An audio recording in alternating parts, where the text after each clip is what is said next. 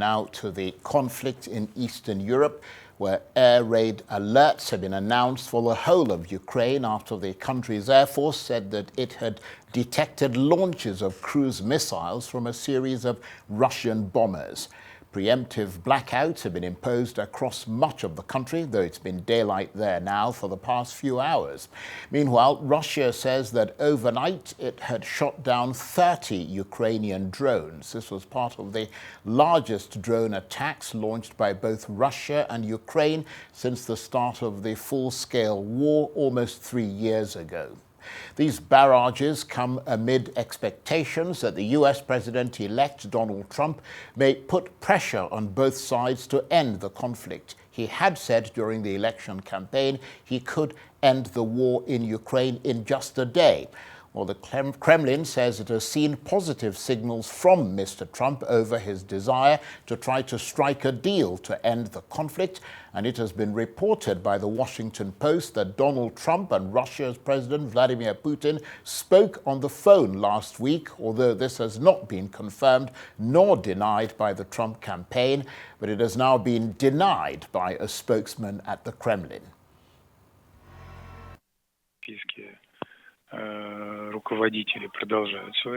This is completely untrue. This is pure fiction. It is simply false information. No preparations are going on right now. We have not received any signals.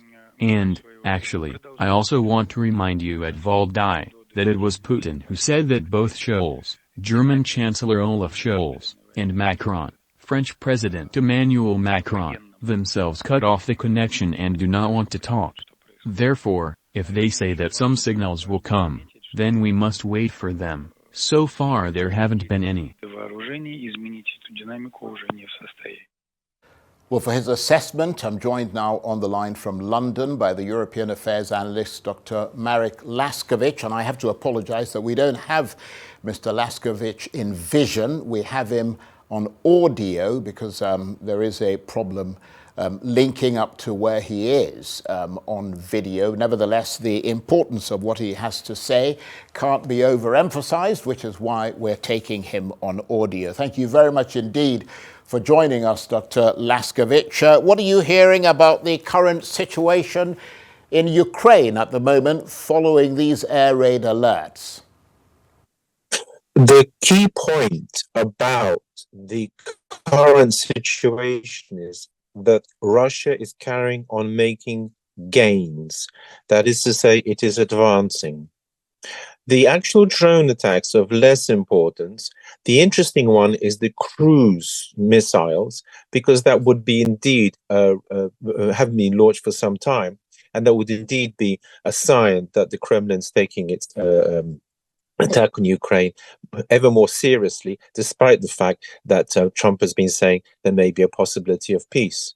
So therefore, that is point number one. Point number two is this strange phone call, which may or may not exist. What it would imply by the Kremlin denying it and Washington Post saying that it exists is that there is at least a thought that they might be communicating privately. Zelensky and Trump have had an overt conversation in which, bizarrely, Elon Musk also took part. What this means is that Trump, who during his election campaign stated he would finish the war in a day, seems to some degree to be backpedaling. It's not clear quite what's going on in his mind, what his plans are, but there's certainly no immediate impression that Trump intends to act decisively by, for example, cutting off aid to Ukraine to put the war to an end. Well, then that's an interesting analysis you've given there, because I was going to ask you whether you've given further thought to that assertion by Mr. Trump, I mean, you clearly have, that he could end the Ukraine war in a day, because, I mean, considering the fact that he's got the biggest stick on the planet, I'm just wondering how he might use that stick in this instance. I mean, maybe he's just not revealing his hand quite yet. Quite so. It may be that he's waiting until he's the real president as opposed to president-elect. That is also possible. But another aspect of this is that if he cannot pressurize Russia easily So the commentary made earlier on about that he could bring both sides to the negotiating table isn't quite accurate. He can bring Ukraine to the negotiating table, but he can't really do much about Russia.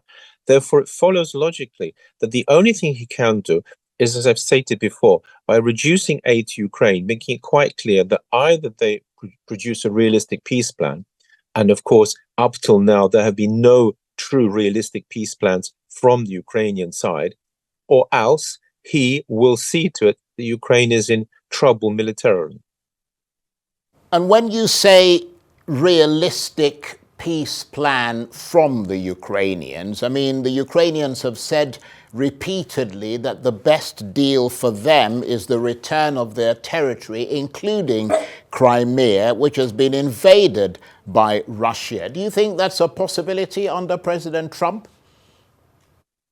I believe there is no possibility at all of this, and this is precisely the sort of unrealistic plan that has been put forward. If you remember also, there was some talk of Putin being tried as a war criminal, which in effect scuppered quite a few of his previous proposals. What is more realistic is that Trump is looking for Ukraine to cede territory, and there was again a sort of side comment by somebody who was vaguely attached to Trump, asserting that Crimea is dead.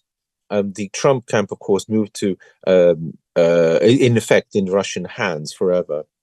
And the Trump camp moved immediately to deny all this, but it would be logically a trial balloon, in which case to see what the world reaction would be. If it was a trial balloon, then it would appear that Trump is thinking in terms of Russia retaining now full control of Crimea in the sense of it being a recognized part of Russia, which it is not up till now, in return for ceding all the other territory. That's about the only hint coming forth. Right, but I mean, is there a risk, Dr. Laskiewicz, that Russia is allowed, that if Russia is allowed to keep parts of Ukraine that it has invaded, it sends a message to other aggressive countries that if you are willing to take somebody else's territory by military means, I mean, you know, you dig in and you wait it out, the US will eventually allow you to have your way. Quite right. That is the danger, but there's more dangers than that. Whereas with Biden, the danger was of an escalation of war. If you remember, he was saying about giving a free hand for Ukraine to attack Russia. With Trump, it is the other way around, just as dangerous in the long run.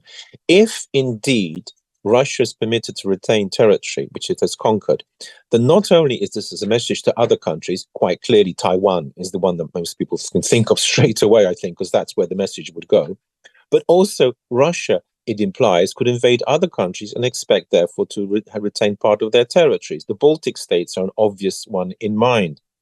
In this sense, the way it's being constructed by Trump is not very good because he's constantly talking about Ukraine ceding territory.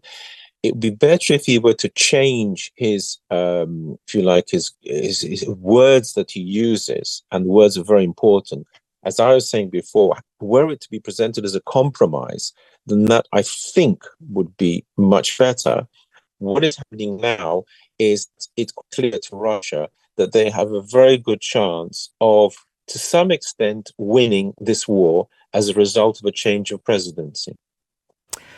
And of course, Dr. Laskiewicz, you are in Europe, so you know that winter is coming up. It's going to be much tougher for both sides to keep up their morale. But when that arrives, do you think it'll be the Russians or the Ukrainians who are progressively sapping the other side's will to fight, or are both sides reasonably firm?